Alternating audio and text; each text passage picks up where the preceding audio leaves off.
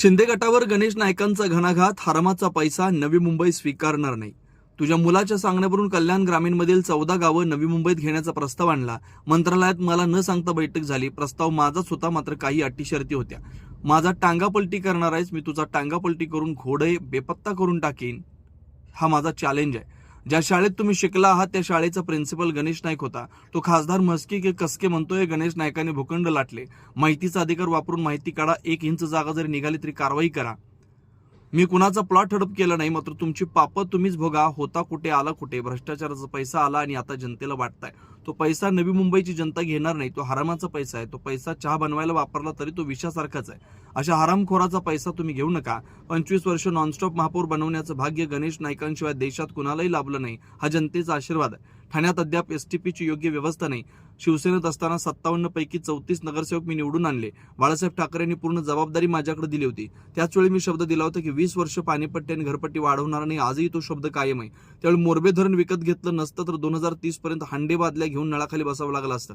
नवी मुंबईतील अनेक गावांमध्ये जिथं हांड्यानं पाणी आणावं लागत होतं तिथं लग्नासाठी पोरी देत नव्हते. वाशिजू गावात कोणी पोरी देत नव्हतं, मात्र आज 24 तास पाणी मिळत असल्यानं पोरी देण्यासाठी लाईन लागली. रणधुमाळी आता जोरदार सुरू झालेली आहे. 2 दिवसापूर्वी सानपाड्यामध्ये काही नेते येऊन गेले. त्यांच्या स्टाईलमध्ये काय बोलले, या ठिकाणी कारभार करणाऱ्यांचा जो हुकुमशाही पद्धतीचा कारभार आहे तो बदलला पाहिजे, परिवर्तन पाहिजे, बदल पाहिजे आणि आम्ही त्यांचा टांगा पलटी करू आणि घोडे फरार करू. अरे बच्चनजी, हा गणेश नाईक आहे. ज्या शाळेत तुम्ही शिकले ना त्या शाळेचा प्रिन्सिपल गणेश नाईक होता. मी खुलं आव्हान देतो, काय ते बोले परिवर्तन पाहिजे. म्हणजे नवी मुंबईमध्ये 24 तास नल खोलल्यानंतर पाणी येतो, त्याच्याऐवजी ठाण्यामध्ये 3-3 दिवस पाणी येत नाही. ती परिस्थिती आणण्याकरता परिवर्तन त्यांना पाहिजे का? ठाण्यामध्ये कचऱ्याची व्यवस्था विल्हेवाट होत नाही. कुठेतरी दिवा वगैरे त्या ठिकाणी मॅंग्रोवमध्ये टाकून त्याने डम्पिंग केलं जातं. ठाण्यामध्ये STPची व्यवस्था नाही आहे. नवी मुंबईची लोकसंख्या सध्या 15 लाख, फ्लोटिंग पॉप्युलेशन येणारी जाणारी 1-1.5 लाख पकडली तर 16-17 लाख.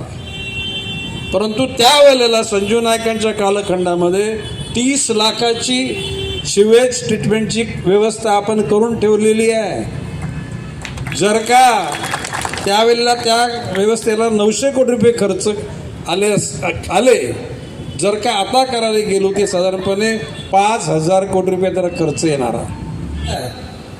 आणि ते जो FSI वाढवला तो जर का जनतेच्या हिताकरता वाढवला असता आमची काय त्याला हरकत नव्हती.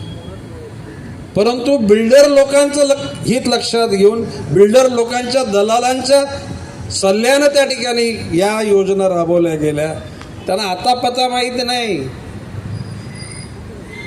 आणि परवा सानपाड्याला बोललं की त्यांचा टांगा पलटी कर. मी ओपनली चॅलेंज देतो. काय बोलले, एकनाथ शिंदेला हलक्यात घेऊ नका. टांगा पलटी घोडे फरार. मग तू गणेश नाईकला हलक्यात धरलंस ना. तुझ्या मुलाचा कल्याण लोकसभा मतदारसंघ, त्यामधला एक कल्याण ग्रामीण मतदारसंघ, त्याच्यातली 14 गावं ती खरी म्हणजे मीच ठराव करून नवी मुंबईत समाविष्ट करायला सांगितली, पण अटी शर्ती आहेत. अरे तुझ्या अगोदर 3 वेळा पालकमंत्री या जिल्ह्याचा मी होतो, विधानसभेचा आमदार होतो.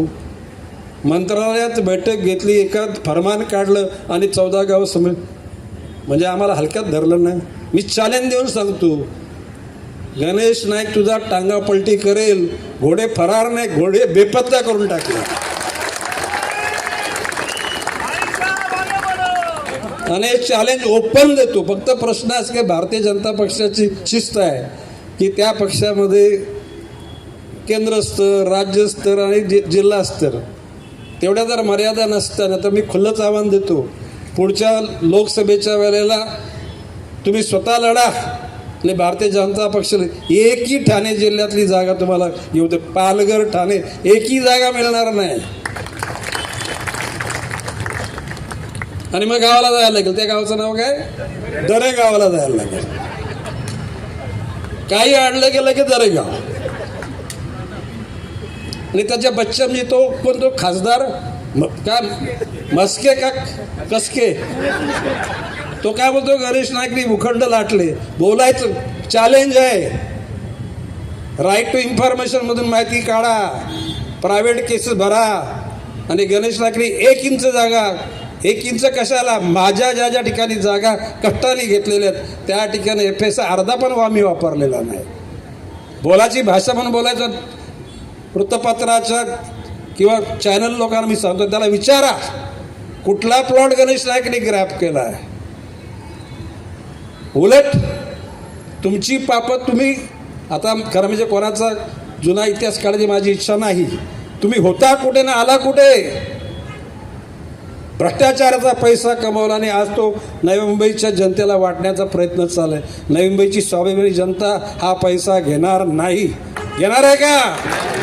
कारण तो हरामाचा पैसा आपल्या संसारामध्ये कुठे चाय पत्तीला जर लागला तरी ते विषच होणार आहे. मी कोणाला गरज असेल तर आमच्याकडे या.